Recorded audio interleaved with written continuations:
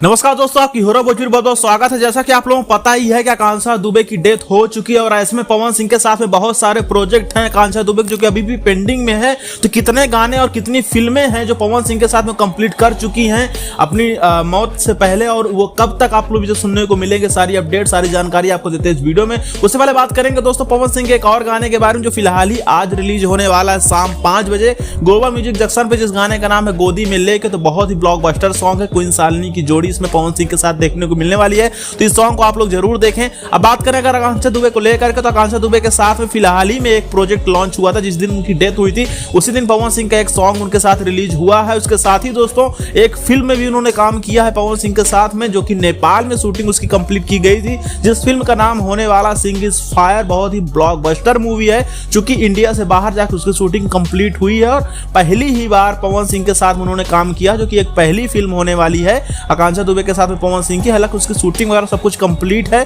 तो कोई इशू होने वाला नहीं है। जैसे ही पोस्ट प्रोडक्शन का काम कंप्लीट होता है वैसे उस फिल्म का अनाउंसमेंट आता है और रिलीज डेट आती है, हमको बताते हैं। उसके साथ अगर एल्बम सॉन्ग की बात करें तो दोस्तों पवन सिंह के साथ में 2 एल्बम सॉन्ग कंप्लीट किए गए थे और जो कि अभी भी रिलीज होने को हैं बाकी। लखनऊ में इसकी शूटिंग कंप्लीट की गई थी, फोटोज और वीडियोज कुछ सामने भी आई थी, तो आप लोग अपने स्क्रीन पे देख पा रहे होंगे।